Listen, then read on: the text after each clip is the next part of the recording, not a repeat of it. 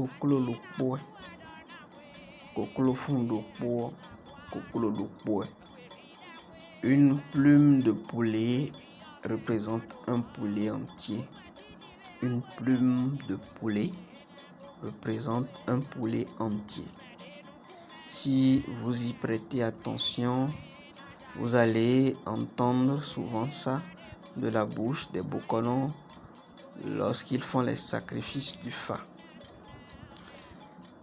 Mais beaucoup ne comprennent pas le message que véhicule cette expression-là que dit les Bokono lors des sacrifices. À travers le signe de Fa, Beloso, nous allons voyager au cœur de la légende du signe qui dit Kokolo Funyedokpo, Kokolo Dokpo. Une partie du tout, c'est le tout. Suivons plutôt. Il fut un temps où un fléau implacable s'abattit sur le paisible et prospère royaume d'Avini. Une varicelle impitoyable qui n'épargna personne. Hommes, femmes, enfants, tous furent frappés par la maladie. Face à cette pandémie, le roi, impuissant, implora l'aide des divinités. Sagbata Azonwano, le dieu de la terre, fut le premier à être sollicité, mais il échoua. Hebioso, maître des éclairs, déchaîna sa puissance en vain. Tohosu, dieu des eaux, tenta de purifier le royaume sans succès. Même Daido Wedo, le tout-puissant dieu des airs, ne put exaucer ce mal, ne put exorciser ce mal qui persistait, dévorant le royaume. Désespéré, le roi finit par se tourner vers le Fa. Ce dernier, arrivé en toute solennité au palais royal, consulta et révéla le signe Beloso, encore appelé Benchosu, un signe exigeant des sacrifices considérables.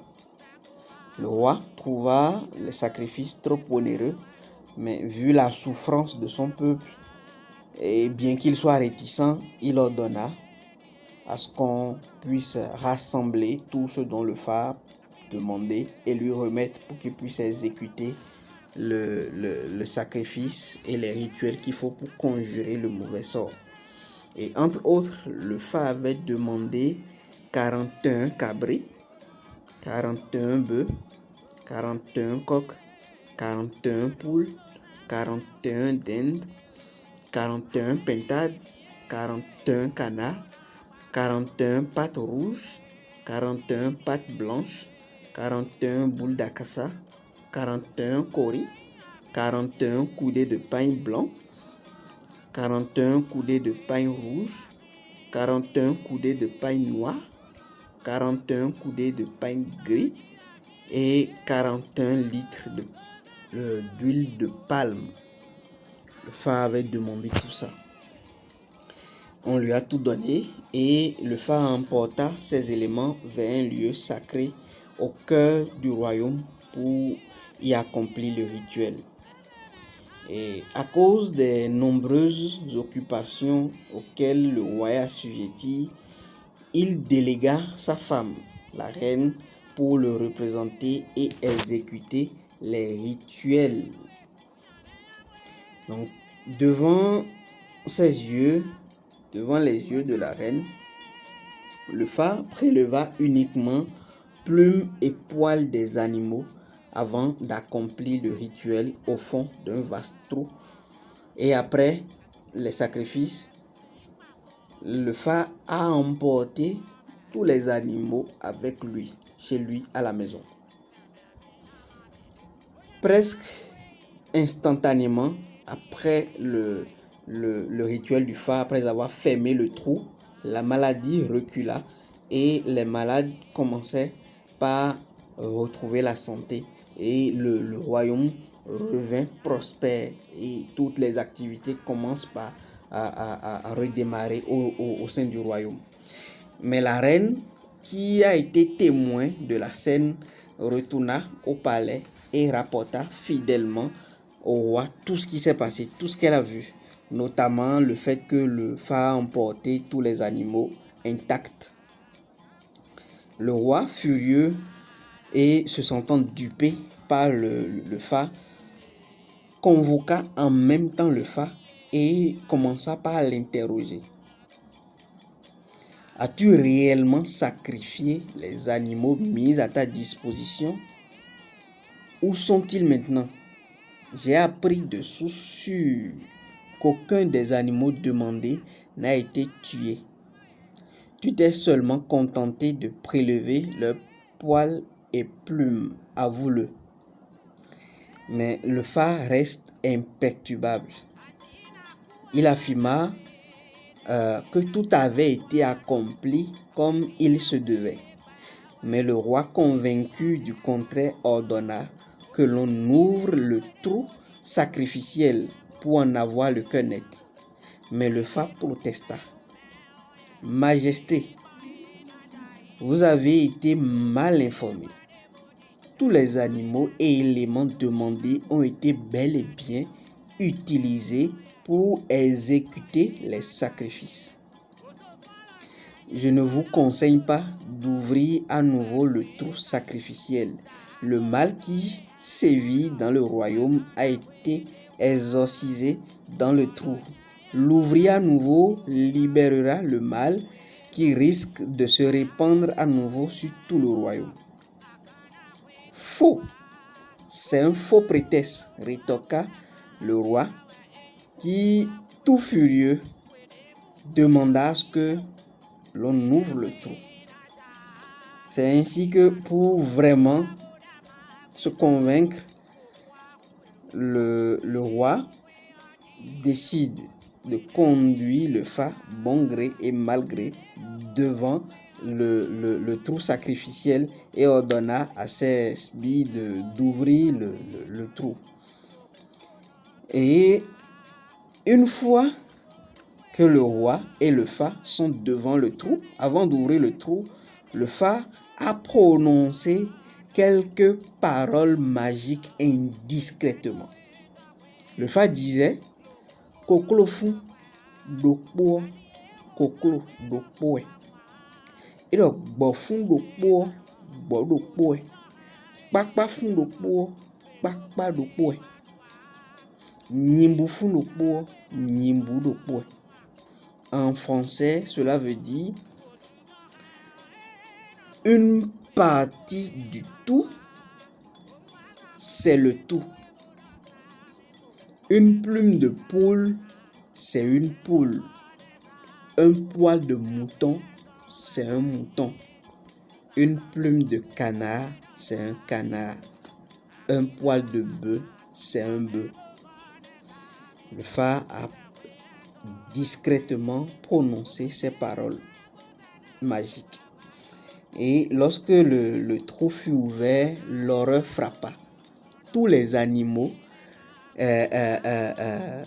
que le phare avait prélevé, juste les plumes, et avait fait le rituel avec, et était rentré avec les animaux. Tous les animaux étaient retrouvés morts dans le trou et dans un état de putréfaction.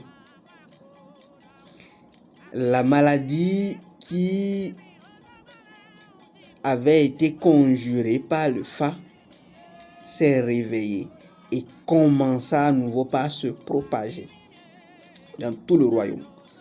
Submergé par le remords, le roi supplia le phare de réparer son erreur. Et quand il serait prêt, le roi dit qu'il va pouvoir lui fournir tous les éléments qu'il avait précédemment demandé pour que le rituel puisse être exécuté afin que la maladie puisse être renvoyée à nouveau.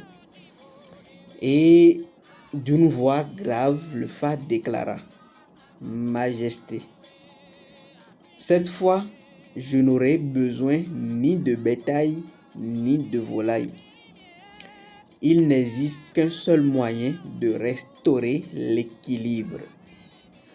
Offrez la tête de celui ou celle qui vous a informé de ce prétendu subterfuge. Et un frisson glacial parcourut l'assemblée. Le roi se demandait: mais comment vais-je faire? Est-ce que je vais révéler l'identité de mon informatrice au Fa? Est-ce que je vais dire au Fa que c'est la reine qui m'a informé de ce prétendu complot? Le roi réfléchit et il dit: mon informatrice était ma reine. Or, la parole du roi est sacrée. Il donna l'ordre et la reine fut exécutée, sa tête fut tranchée et on remet la tête au Fa pour que le Fa puisse utiliser cette tête pour conjurer le mauvais sort qui planait à nouveau sur le royaume. Et dès que le Fa fait les rituels qu'il faut et ferme le trou sacrificiel, la maladie disparaît aussitôt. Et plus jamais le royaume d'Amomiregun n'a eu encore à subir de telles choses.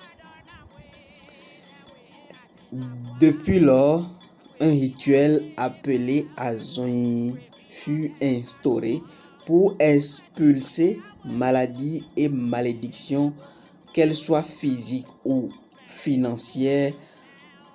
Il faudrait procéder au rituel Azonyi pour pouvoir renvoyer tout ça. On y utilise un panier sacré, Mandoto, c'est-à-dire un panier où on enlève ce qu'il y a au bord. On les enlève et on attache des tissus blancs, des tissus noirs, des tissus rouges, des tissus tachetés, multicolores, qu'on appelle, comment on dit, klibibi.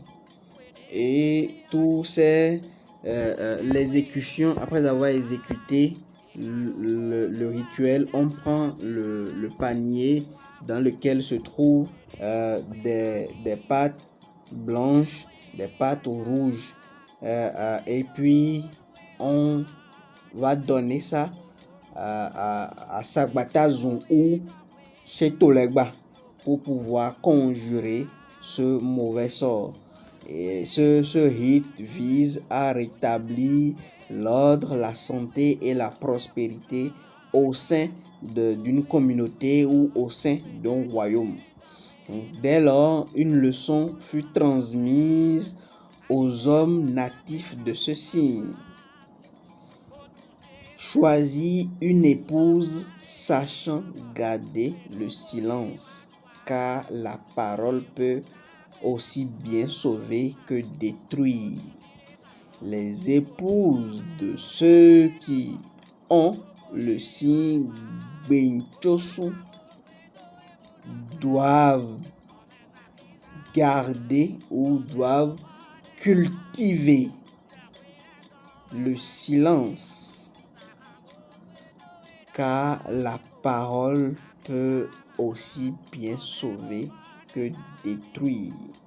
Et la sagesse qui est derrière cette histoire du signe c'est que une partie du tout, c'est le tout.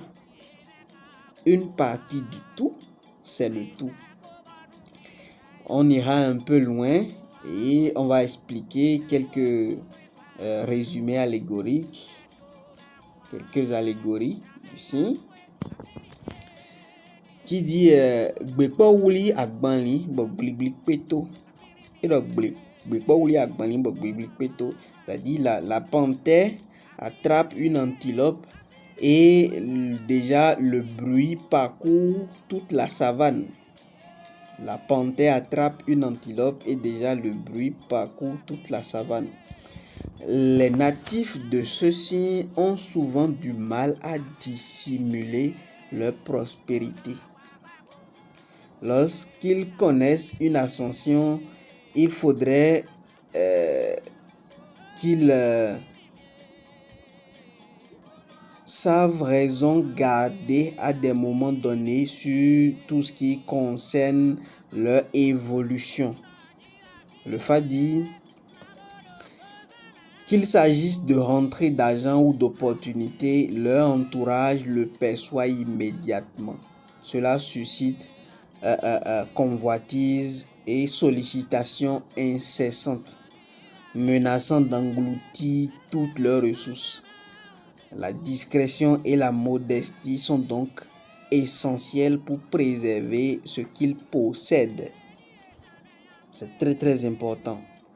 Le Fa dit également, le signe Gbenchosu dit Baderuto nondu podo gotien poa. Baderuto nondu podo gotien poa. Celui qui mange le maïs ne mange pas le rafle. Ajijaruto nondu. Ajijakporo khaton poa. Celui qui mange le porc épic n'en mange pas les piquants. Et le logozuruto nondu. Logozo pa panton poa. Celui qui mange la tortue n'en mange pas avec la carapace. Et do agwenduto de nondu poro goton poa. Celui qui mange l'escargot n'en mange pas avec la coquille. Je suis imputrescible. Ces aphorismes rappellent aux natifs de ce signe qu'il est essentiel de savoir choisir ses batailles et de ne pas absorber tout ce qui leur est présenté. Ils disposent d'une protection naturelle tant qu'ils vibrent en harmonie avec leurs signes. Cependant, ils sont souvent confrontés à l'adversité et à des animosités. Même s'ils finissent souvent par surmonter ça, ça les ralentisse dans leurs élans.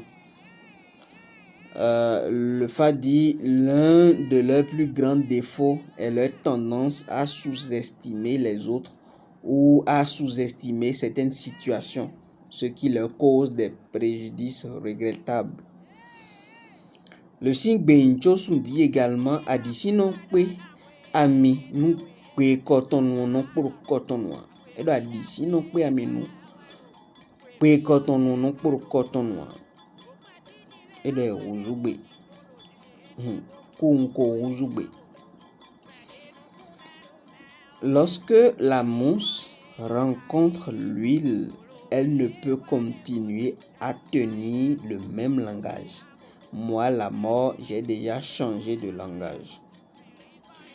Le signe met en garde contre les promesses non tenues et contre les revirements de dernière minute.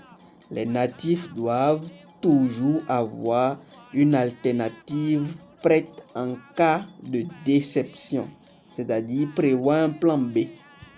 Toutefois, lorsqu'ils vivent en accord avec leurs signes, ils ont une résilience naturelle qui leur permet de triompher de leur adversaire, quel qu'il soit, peu importe la personne qui est devant eux.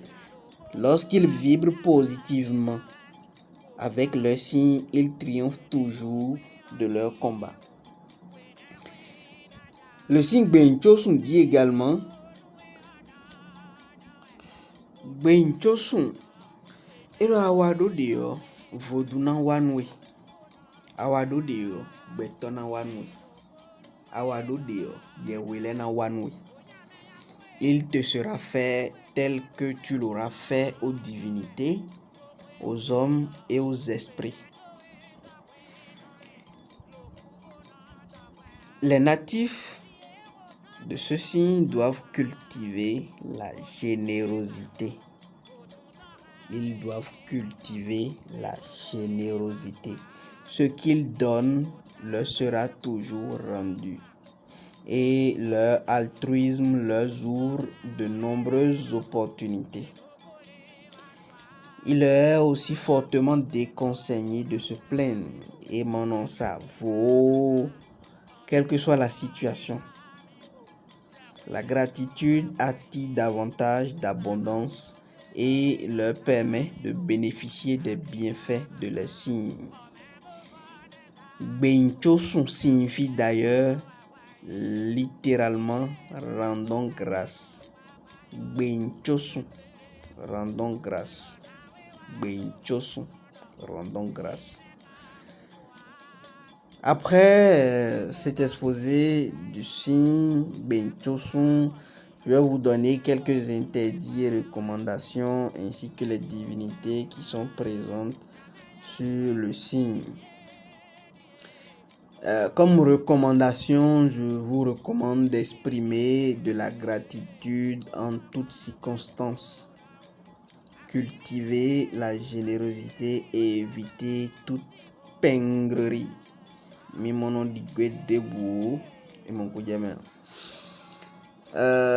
vous recommande de rester discret sur vos acquis et vos opportunités. Je vous recommande également de toujours prévoir une alternative en cas de promesse non tenue. Prévoyez toujours un plan B. Je vous recommande de ne pas consommer de l'huile rouge ni ses dérivés.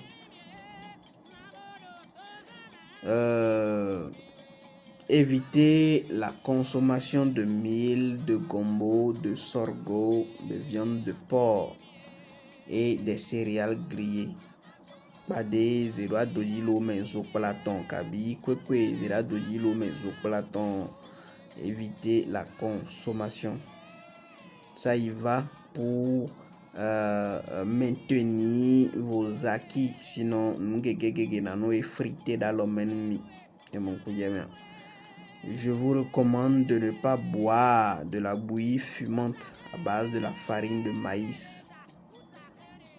Et mon pas des coco et non fond à mais ça va comment dire densifier, ça va éveiller le feu cosmique qui est en soi et on risque à des moments donnés de s'emporter ou de poser des actes ou de faire des choses qu'on pourrait regretter après sous l'effet de l'émotion. Je vous recommande également de ne pas porter des vêtements de couleur rouge vif. Évitez d'épouser un conjoint de teint plus clair que vous. Je vous recommande également d'être en harmonie d'abord avec les énergies qui sont en vous, avec les énergies qui vous entourent et avec les énergies qui émanent de vous. Comme divinités qui sont sur le signe, nous avons Serbolissa, nous avons Sakpata, nous avons Daido Wedo, nous avons également Hebioso. Voilà de façon générale ce que je peux partager avec vous, fidèles abonnés de la communauté Fa et Vodou. Je vous souhaite une bonne écoute et si vous avez des questions, n'hésitez pas à les poser. C'était Bokono Yeku, Septime Aza. À très bientôt.